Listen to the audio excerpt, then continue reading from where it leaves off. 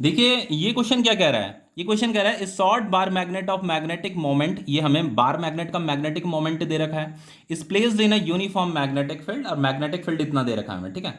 If the bar is free to rotate in the plane of the field, वो ये कह रहा है कि जो ये शॉर्ट बार मैग्नेट है ये फ्री टू रोटेट है, मतलब अगर शॉर्ट बार मैग्नेट कुछ भी टॉर्क एक्सपीरियंस करता है तो उसकी वजह से वो रोटेट भी कर सकता है, ठीक है। Which orientation would correspond to its stable and unstable equilibrium, तो हमें ये बताना है, हमें स्टेबल इक्विलिब्रियम के लिए उसका ओरिएंटेशन बताना है और अनस्टेबल इक्विलिब्रियम के लिए भी उसका ओरिएंटेशन बताना है। और साथ में हमें यह भी कह रहा है कि what is the potential energy of the magnet in each case, और हमें स्टेबल इक्विलिब्रियम के लिए उसका पोटेंशियल एनर्जी भी कैलकुलेट करना है और इस अनस्टेबल इक्विलिब्रियम के लिए भी उसका पोटेंशियल एनर्जी कैलकुलेट करना है। अब देखिए सबसे पहले स्टेबल इक्विलिब्रियम किसे कहते हैं और अनस्टेबल इक्विलिब्रियम किसे कहते हैं, ठीक है। देखो स्टेबल इक्विलिब्रियम में क्या होता है कि बार मैग्नेट का जो मैग्नेटिक डाइपोल मोमेंट होता है ना, वो एक्सटर्नल मैग्नेटिक फील्ड के पैरेलल होता है। एक्सटर्नल मैग्नेटिक फील्ड का मतलब जो मैग्नेटिक फील्ड बार मैग्नेट पे अप्लाई की जा रही है, ठीक है, मतलब जिस मैग्नेटिक फील्ड में उसे प्लेस कर रखा है। तो बच्चों टॉर्क का फॉर्मूला क्या होता है, एम बी साइन थीटा होता है। Theta is the angle between magnetic dipole moment and magnetic field. तो ये दोनों के दोनों जब पैरेलल होते हैं तो उसे हम स्टेबल इक्विलिब्रियम कहते हैं। तो दोनों अगर पैरेलल होंगे तो थीटा क्या हो जाएगा, 0 डिग्री हो जाएगा।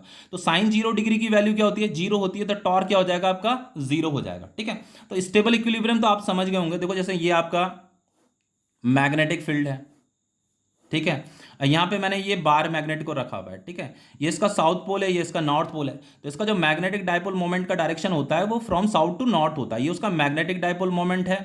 मैग्नेटिक फील्ड का डायरेक्शन भी ये है, मैग्नेटिक डाइपोल मोमेंट भी मैग्नेटिक फील्ड की ही डायरेक्शन में, दोनों एक दूसरे के पैरेलल हैं। तो इस ओरिएंटेशन को क्या बोला जाता है, स्टेबल इक्विलिब्रियम बोला जाता है, ठीक है।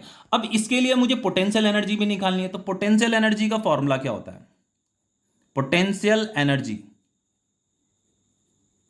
पोटेंशियल एनर्जी का फॉर्मूला होता है minus M B cos theta. देखो टॉर्क का फॉर्मूला तो एम बी साइन थीटा था ना, पोटेंशियल एनर्जी का formula minus M B cos theta होता है। एम आपका मैग्नेटिक डाइपोल मोमेंट ही है, ठीक है। तो थीटा तो क्या था, 0 डिग्री था, तो कॉस 0 डिग्री कितना हो जाएगा बच्चों, कॉस 0 डिग्री की वैल्यू 1 होती है, तो ये हो गया आपका माइनस एम इंटू बी। अब यहाँ जस्ट हमें वैल्यू पुट करनी है। देखो मैग्नेटिक डाइपोल मोमेंट हमें यहाँ पे गिवन था, ये हमें दे रखा है 0.32, तो इसे लिख लीजिए यहाँ पे 0.32, और जो मैग्नेटिक फील्ड हमें दे रही थी वो 0.15 हमें दे रही थी, ठीक है। अब इसको मल्टीप्लाई कीजिए, तो मल्टीप्लाई करने पे मुझे मिलेगा ये 0.048 मिलेगा, ठीक है, इन दोनों को मल्टीप्लाई करने पे। तो इसे हम फाइनली इस तरीके से लिख सकते हैं 4.8 इंटू 10⁻⁻2 जूल। अब देखो ये सेकेंड पार्ट है इसका, सेकंड पार्ट में हमें अनस्टेबल इक्विलिब्रियम के लिए उसका ओरिएंटेशन बताना था हमें, ठीक है। तो अनस्टेबल इक्विलिब्रियम में क्या होता है कि मैग्नेटिक डाइपोल मोमेंट और मैग्नेटिक फील्ड क्या होते हैं, एक दूसरे के एंटी पैरेलल होते हैं। जैसे ये आपका मैग्नेटिक फील्ड है, और इस बार जो हमने बार मैग्नेट को इस तरीके से रखा हुआ है कि उसका जो मैग्नेटिक डाइपोल मोमेंट है वो मैग्नेटिक फील्ड के एंटी पैरेलल है, ठीक है, मतलब अपोजिट डायरेक्शन में मैग्नेटिक फील्ड के। ये आपका मैग्नेटिक फील्ड है, तो इसका साउथ पोल इधर है, नॉर्थ पोल इधर है, तो इसका जो मैग्नेटिक डाइपोल मोमेंट होगा वो फ्रॉम साउथ टू नॉर्थ होता है। तो ये आपका मैग्नेटिक डाइपोल मोमेंट का डायरेक्शन है और ये आपका मैग्नेटिक फील्ड का डायरेक्शन है।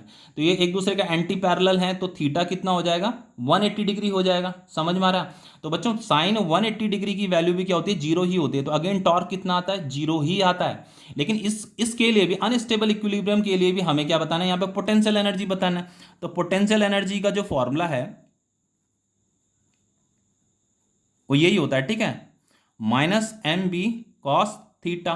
थीटा कितना है, 180 डिग्री है, और कॉस 180 डिग्री कितना होता है, -1 होता है।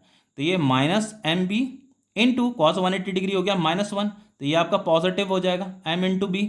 तो वैल्यू पुट करो, देखो एम कितना दे रखा था, ये था आपका 0.32, और मैग्नेटिक फील्ड कितना दे रखा था, 0.15। इसको अगर मैं मल्टीप्लाई करता हूँ तो यही मिलेगा, मुझे यही वैल्यू मिलेगी, बस पॉजिटिव में मिलेगी, 4.8 इंटू 10⁻⁻2 जूल। तो ये क्वेश्चन आपका कंप्लीट हो गया।